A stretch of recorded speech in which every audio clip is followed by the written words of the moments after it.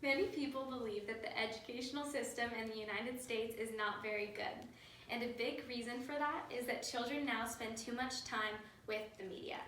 This according to an introduction to media literacy. Pay close attention to the things that I tell you tonight so you, as an adult in your children's lives, can ensure that they are not impacted negatively by the media they spend every day around. As an adult, the lives of the children around you are your responsibility, and it's your job to stop them from having negative effects with the media. Today, I'm going to inform you of all the ways that parents can make sure that their children are not negatively affected. By watching for violence found in the media, for messages found in media, and for time spent on the media. In 2012, Student Assessment Report stated that adolescents in the United States ranked 24th in reading, 28th in science, and 36th in mathematics. This according to the National Center for Educational Statistics, citation found in an introduction to media literacy. Many critiques of the U.S. educational system determine that children in the U.S. spend too much time with the media, which makes their brains lazy and them unmotivated. However, when we look closely at the evidence presented in these critiques, the facts do not line up. When children spend only a moderate amount of time on the media per week, they can actually find educational benefits. Media can teach us important life lessons and stimulate our imaginations. While media can be a great resource for children, there's also a possibility that it can affect them negatively if the maturity level is not censored by a parent or if over 30 hours a week is spent focused on the media. According to kidshealth.org, technology can be a healthy part of childhood as long as the privilege is not abused. In order to ensure that children are only positively affected by the media they are exposed to, parents need to be aware of the best and the worst ways to influence their children. When censoring your children's media, ensure that you follow these 3 simple and explainable guidelines. Violence is not humorous, find the message in the meaning, and time control is key. Violence in the world we live in today is becoming more acceptable and less easily identifiable. Every day we see children's shows and games that expose children to violence, yet parents do not claim that they do.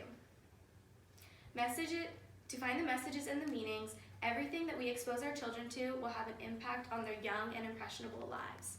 We must make sure that children are not given messages that conflict with the ideals that we try to teach them at home. If children do not overspend their time with the media and the messages are censored, there is no harm in children finding and learning messages from their favorite TV characters. However, if these guidelines are not met, we run into problems with adolescent development and mass media. According to the article censored, the substantial evidence we live in is an increasingly violent society, and it's reflected in nearly every form of media. Levin believes that much of which is directly marketed towards kids is intentionally made more and more extreme to capture their attention and keep them involved as they get older. We constantly show our children that messages that are surrounded by violence. Many times, however, parents do this unknowingly. Today, many times in media, children's shows are covered up by humor. Shows such as Tom and Jerry show the basic and most abusive forms of violence. However, they are covered up by humor. If Tom and Jerry were actually 2 young boys instead of a cat and a mouse, the show would eventually be deemed too violent for children and be taken off the air. We are exposing children to these violent acts that will impact the way they view bullying in their home and school life, as well as they could lead to violent tempers that are justified in the young mind. According to an introduction to media literacy, the meaning of media messages is not always the way it might seem on the surface. There are often many layers of meaning. The more you are aware of these layers of meaning and messages, the more you can control the selection of which meanings you want. The constant exposure to media messages influences the way we think about the world and ourselves. It influences our beliefs about crime, education, religion, family, and the world in general. Children are susceptible to all of the messages that are shown to them. In fact, many children develop their beliefs and their behaviors around them and by watching people around them and the media that surrounds them.